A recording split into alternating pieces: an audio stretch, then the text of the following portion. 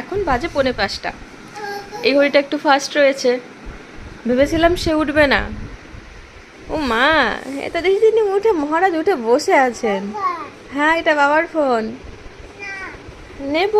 আচ্ছা দাও। ও আচ্ছা, যার জিনিস তাড়াতাড়ি দিতে হবে। তাহলে বাবা আসুক, বাবা বাথরুমে গেছে। আজকে আমরা রেডি হয়ে যাব বেরু বেরু, তার জন্য ব্যাগ আমাদের গোছানো। কোথায় যাব পরে বলবো, পরে বলবো। বাবা কোথায় যাবে তুমি? বু হ্যাঁ, ওটা নিয়ে যাব, ওটা নিয়ে যাব। সব রাত্রিবেলায় গুছিয়ে রেখেছি।